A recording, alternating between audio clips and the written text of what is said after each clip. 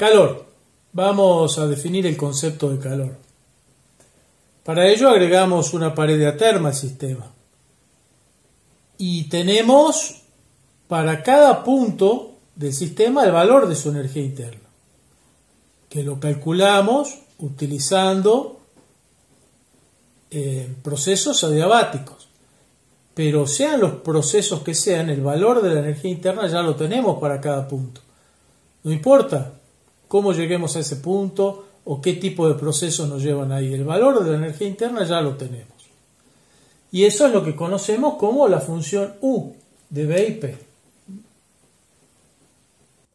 Si en el proceso entre A y B calculamos o medimos el trabajo y calculamos el delta BA de U, veremos que puede haber una diferencia. La definimos como el calor Q, que atravesó la pared de aterma. El calor se define positivo cuando entra. A volumen constante, el trabajo de la paletita causa lo mismo que el calor Q. La vertical que sube en Vp. O sea, en el diagrama Vp, cuando agitamos la paletita, el volumen se conserva. Entonces, lo único que puede aumentar allí es la presión. Y eso es exactamente lo mismo que pasa cuando atraviesa calor por la pared de aterma, porque el volumen no cambia. Entonces, son indistinguibles los dos procesos. Si miramos solo el estado inicial y el estado final y no vemos qué pasó al medio, no sabemos cuál de los dos ocurrió. Entonces no podemos hablar de una variable de estado en cuanto al calor o al trabajo, porque hay cambios entre el punto inicial y el primero que pueden ser dados por cualquiera de los dos métodos. Cualquiera de los dos métodos ingresa energía al sistema, pero el sistema no sabe si vino por calor o si vino por trabajo. Esto es lo que demuestra claramente que no existe tal cosa como la cantidad de calor que tiene un cuerpo, la cantidad de trabajo. Lo que sí tiene, ya vimos por qué, es energía interna. Pero no calor, no trabajo. Esto es muy importante porque hace mucho tiempo, cuando empezó la termodinámica, se buscaba la teoría del calórico, es decir, la cantidad de calor que tiene un cuerpo. Y la verdad es que se demostró que no existía tal concepto. En realidad lo que sí existe es la entropía, que la vamos a ver un tiempo después, pero dentro de unas láminas. Pero el calórico como tal no existe y no se puede definir. Esta es la primera ley ya expresada en términos más simples para nosotros. Vemos que el delta de U es igual al delta Q menos el delta W. El Q entra, cuando entra es positivo porque aumenta en delta U. El delta W cuando sale es positivo y por eso resta el delta de U. Esto no es más que la definición de delta Q, pero se puede presentar también como la primera ley. La energía interna es una forma de energía, igual que la cinética, la potencial. Puede haber muchas otras formas como la eléctrica, la magnética.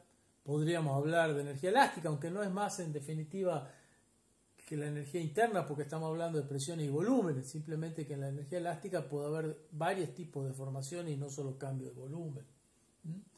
Energía química puede haber también, si hay reacciones químicas, bueno, etcétera, etcétera, etcétera. Más allá de que también puede ser parte de la energía interna, como se verá cuando se estudie termodinámica química. Lo que quiero plantear es que hay muchos tipos de energía, no solamente la energía interna. Y por ejemplo, en este caso estamos viendo la radiación. La radiación, si entra a un sistema sin provocar cambio de volúmenes, porque la radiación también ejerce una presión mínima, tendría que ser muy sensible el sistema para adaptarse a cambiar de volumen con la presión que ejerce la radiación. Si no hay cambio de volumen, lo único que aporta la radiación es calor, porque ya hemos dicho que o es calor o es trabajo. Si no cambia el volumen, no hay trabajo y por lo tanto la radiación se aprovecha habitualmente como calor. La energía. La energía se define como algo que no se crea ni que se destruye, es decir, que se conserva. Y además que se conserva localmente, es decir, que si en algún lugar de un sistema disminuye la energía en ese lugar y aumenta en otro, tiene que pasar la energía por todos los lugares intermedios. Tiene que haber un flujo de energía. Si no puede desaparecer de un lugar y simplemente aparecer en otro, que se conservaría. Tiene que pasar por todos los lugares intermedios. Y además se define como equivalente a el trabajo, o sea, el cambio de energía es el trabajo que entra a un sistema en forma diabática, utilizando todos los argumentos que utilizamos para la energía interna. Lo que pasa es que eso también vale para cualquier otra forma de energía. Entonces, existen muchos tipos de energía, la energía interna es uno de esos tipos. Existe, por ejemplo, la energía cinética, la potencial, la eléctrica, la magnética. Podríamos hablar, por ejemplo, de energías elásticas, aunque la presión, el jueguito presión y volumen es similar, o sea, estaríamos hablando de un tipo de energía interna. Lo mismo con la energía química. Pero en general nosotros hablamos de energías. Nosotros en termodinámica solo estudiamos estado de equilibrio, así que la tenemos definida para estados de equilibrio. Pero en realidad en sistemas dinámicos también se puede definir la energía. Por ejemplo, la cinética implica movimiento, eso está fuera del equilibrio. Y se puede definir en cualquier circunstancia y vale universalmente, es decir, no conocemos ejemplos de violación de la conservación de la energía en ningún lugar del universo, en ningún lugar de la historia de la humanidad o del tiempo. Es decir, la energía es algo que realmente se conserva siempre. Ha habido algunas actualizaciones a la ley por la relatividad que incluyen los intercambios con masa, pero en esencia el concepto de energía como algo que se conserva se mantiene en la ciencia y es uno de sus pilares hasta ahora no cuestionados. Toda energía se puede expresar para cualquier sistema en función de sus variables, de las variables que lo determinan. El experimento de Joule fue muy importante históricamente porque determinó que el calor era una forma de energía interna. ¿Y cómo se hizo ese experimento? Se puso un recipiente a volumen constante, se le introducía trabajo y se veía cuánto aumentaba la temperatura. Y luego se le daba calor a un sistema en las mismas condiciones iniciales y se veía cuánto aumentaba la temperatura. Entonces había una forma de comparar el calor con el trabajo y se vio que eran conceptos equivalentes, totalmente equivalentes, y por eso se habla de la primera ley que dice que el calor y el trabajo son dos formas de energía, más allá de que como flujos sean distintos, como energía, como ya vimos, son lo mismo. Aquí está el esquema del aparato que utilizó Joule. Tenemos un sistema rodeado por paredes que no pueden cambiar su volumen para que no haya ninguna forma de trabajo más allá que la que le da la paletita. Se mide con mucha precisión el trabajo de la paletita porque tenemos un peso que baja, recorre una distancia y con eso sabemos exactamente cuánto trabajo entró. Podemos medir la temperatura que aumenta el sistema y eso es todo.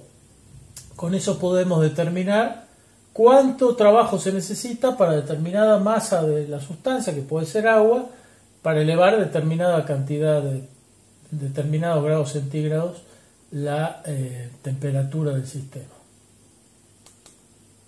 Aquí tenemos un aparato real, una experiencia real, la pueden ver en YouTube, que si bien está hecha hoy en día, lo hace a la forma en que lo hizo Joule en su momento, incluso están los cálculos en el video.